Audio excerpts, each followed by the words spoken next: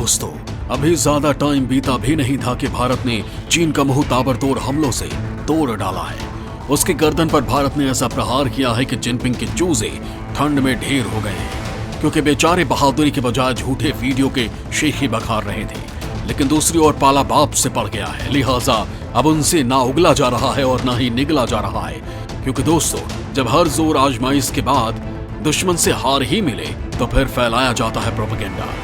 और हमारा पड़ोसी चीन तो इस काम में काफी माहिर है। नए साल पर उसने गलवान का वीडियो जारी कर दावा किया कि जिस घाटी के लिए भारत और चीन के बीच खूनी झड़प हुई थी वो इलाका अब उसका है। भारत में विपक्षी दल सरकार पर आक्रामक हो गए, लेकिन जल्द ही ये बात साफ हो गई कि गलवान घाटी पर चीनी दावे का जो वीडियो दिखाया जा रहा है वो LAC पर चीन की तरफ का था। अब चीन के प्रोपेगेंडा के जवाब में भारतीय सेना के जवानों ने असली तस्वीर दिखाई है। बर्फ से ढकी चोटी पर तिरंगे के नीचे खड़े जाबाज भारतीय जवानों की तस्वीर देख चीनियों के माथे पर पसीना जरूर निकलने लगा है, क्योंकि उनकी मांग तक ब्रह्मोस और अग्नि की आग पहुंचाने वाली मोदी सरकार ने समंदर में भी तगड़ा इंतजाम कर दिया है। दोस्तों, इस वीडियो में मैं आपको बताने वाला हूं कि चीन ने आखिर क्यों ये प्रोपेगेंडा फैलाया था और भारतीय सेना ने उसकी हालत कैसे खराब कर दी है। साथ ही आपको बताऊंगा कि समंदर में मोदी सरकार ने आखिर वो कौन सा प्रोजेक्ट लॉन्च कर डाला है जिसकी भनक भी चीन को नहीं लगी और पूरा का पूरा खेल हो गया। तो आप वीडियो पर बने रहिए और भारतीय सेना और भारतीय वैज्ञानिकों के बारे में अपनी राय तो लिखना बिल्कुल भी मत भूलिएगा। भारत ने दबा डाला ड्रैगन का टेटुआ, गलवान घाटी में बाप ने तोड़ा चीनी चूजों का मुंह। चीन ने फहराया था नकली जगह पर झंडा, लेकिन भारत ने असली गलवान में लहरा डाला तिरंगा। दोस्तों, लद्दाख की गलवान घाटी एक बार फिर से सुर्खियों में है। पहले तो यहां चीन ने अपना झंडा फहराने का दावा करने वाला वीडियो जारी किया, जिसके जवाब में अब भारतीय सेना ने गलवान घाटी के बीचों बीच तिरंगा लहरा दिया है। इतना ही नहीं, आप इन तस्वीरों में साफ देख सकते हैं कि न केवल तिरंगा बल्कि सेना का झंडा भी नजर आ रहा है। भारतीय सेना ने चीन के जवाब में बाकायदा न्यू ईयर पर ही ये तिरंगा झंडा फहराया है।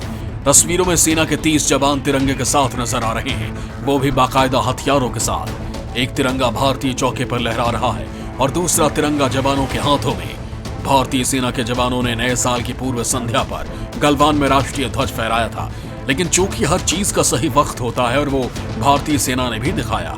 जब चीन वाला झंडा ताजा खबरों के बीच आया तो जवाब बनता था, क्योंकि चीन से वायरल हुए वीडियो में चीनी सैनिक गलवान में अपने इलाके में चीनी ध्वज फहरा रहे थे और राष्ट्रगान गा रहे थे। ऊपर से तुर्रा ये छोड़ा गया कि जिस जगह पर चीनी झंडा फहराया गया वो गलवान घाटी ही है, जहां पर सैनिकों के बीच हिंसक झड़प हुई थी। लेकिन तुरंत ही चीन का वो दावा फ्लॉप साबित हुआ। लेकिन अब इसका जवाब भारतीय जवानों ने दे दिया है, वो भी बाकायदा गलवान घाटी के बीचों बीच। चीन के दुष्प्रचार के जवाब में भारत ने तगड़ा तमाचा जड़ा है, क्योंकि वास्तव में जिस जगह पर चीन ने वीडियो शूट किया था वो बफर जोन के बाहर का हिस्सा है। इस बाबत भारत और चीन के सैनिकों के बीच जून 2020 में टकराव के बाद सहमति भी बनी थी और अब भारतीय सेना के प्रूफ से साफ हो गया कि गलवान वैली में भारत की स्थिति कितनी मजबूत है। वैसे दोस्तों, सच्चाई छिप नहीं सकती बनावट के उसूलों से, और चीन की पोल उसका वीडियो ही खोल दे रहा है। क्योंकि अगर भारत वाली तस्वीर देखेंगे तो साफ पता चल जाएगा। आप भी जरा ध्यान से देख लीजिए। भारतीय सैनिकों ने गलवान की जो तस्वीर शेयर की है उसमें बर्फ की चादर साफ देखी जा सकती है, लेकिन जरा चीन वाला वीडियो भी देखिए, बर्फ ढूंढने से भी नहीं मिल रही है। दोस्तों, लद्दाख में इस वक्त भयंकर बर्फबारी हो रही है और गलवान घाटी का भी बुरा हाल है। तापमान -30 डिग्री पर पहुंच चुका है और इसी वजह से चीन के सैनिक पीछे भाग खड़े हुए थे। चीन में भी अपनी सेना की किरकिरी हो रही थी, लिहाजा अपने इलाके में एक वीडियो शूट किया और सोशल मीडिया पर चिपका दिया। लेकिन ये कपट की दुकान ये भूल गया कि सच्चाई ज्यादा देर तक छुप नहीं पाती है। पहले गलवान घाटी में मरे अपने 40 से ज्यादा सैनिक की मौत को ही छुपा गया, फिर कहा कि केवल 5 जवान मरे हैं। लेकिन उसके ब्लॉगर्स और दुनिया की खुफिया एजेंसियों ने चीनी सरकार की पोल खोलकर रख दी, क्योंकि भारत ने तुरंत ही अपने 20 जवानों की शहादत को न केवल नमन किया बल्कि पूरे तौर पर स्वीकार भी किया। लेकिन चीन ने अपने 40 जवानों की मौत को अब तक नहीं स्वीकारा है और ऊपर से गलवान का ही फर्जी वीडियो सर्कुलेट कर दिया। वैसे दोस्तों, अब जो तस्वीर आई है उसने चीन की ज्यादा नींद उड़ा दी है। जरा आप भी सैनिकों के इन राइफलों को जूम करके देखिए और थोड़ा गर्व भी कर लीजिए, क्योंकि इनको जूम करके देखने के बाद तो चीन की हालत खराब होना तय है। मतलब ये तस्वीरें चीन को एक साथ कई टेंशन देने वाली हैं। एक तो उनका दावा फर्जी साबित हो गया, दूसरा गलवान घाटी में माइनस तापमान में दहाड़ रहे भारतीय जवानों के हाथ में वो हथियार आ चुका है जिसे शायद चीन की मीडिया, वहां के सैन्य अधिकारी जूम करके देखकर परेशान हो उठेंगे।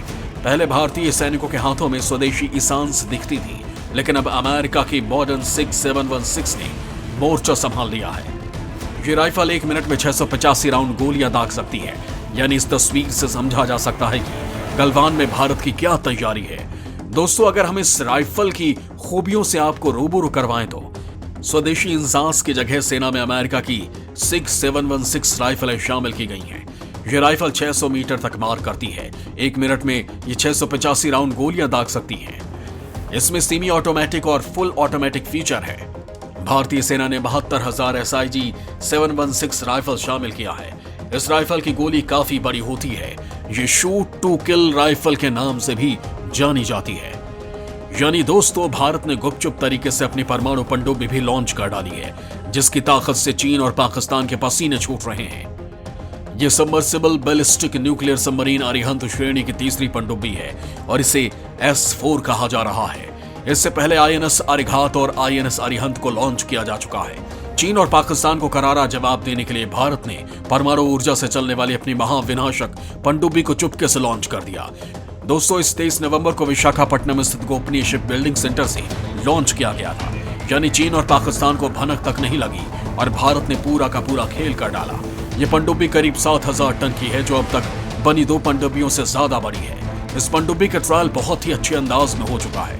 S4 पनडुब्बी में 8 मिसाइल लॉन्च ट्यूब लगे हुए हैं। ये 8 K4 submarine launch ballistic missile से ले जा सकती है, जिसकी मारक क्षमता 3500 किलोमीटर से ज्यादा है। बड़ी बात यह है कि इस पनडुब्बी पर 24 मिसाइलें तैनात की जा सकती हैं। भारत अभी K4 मिसाइल विकसित कर रहा है। कुछ दिन पहले भारत ने बालासोर में लॉन्ग रेंज सुपरसोनिक मिसाइल का परीक्षण किया था, जिसे DRDO और नेवी ने मिलकर तैयार किया है। DRDO की कई प्रयोगशालाओं ने इस उन्नत मिसाइल प्रणाली के लिए विभिन्न तकनीकों का विकास किया है। यानी केवल LAC ही नहीं, बल्कि समंदर में भी भारत की तैयारी मुकम्मल है। हालांकि दोस्तों, चीन अब तेजी से अपना प्रोपेगेंडा वॉरफेयर शुरू कर चुका है। साथ ही साइबर वॉरफेयर के लिए भी उसने मिशन लॉन्च किया है। अभी चीनी सरकार ने नए सीमा कानून को लागू करने से 2 दिन पहले अपने नक्शे में अरुणाचल प्रदेश में 15 स्थानों के नाम बदल दिए थे। चीन की सरकारी मीडिया अक्सर अपनी सेना को लेकर झूठे दावे और भ्रम फैलाती रही है। नए साल में उसने वीडियो जारी किया जिसमें कथित तौर पर गलवान में उसके सैनिक अपना राष्ट्रीय झंडा लहरा रहे हैं। इस वीडियो के जरिए चीन ने यह नैरेटिव सेट करने और भारत को संदेश देने की कोशिश की कि लद्दाख में चीन मजबूत स्थिति में है। एक के बाद एक कई वीडियो सामने आने लगे। हालांकि जब भारत ने पलटवार किया तो उनकी बोलती बंद हो गई।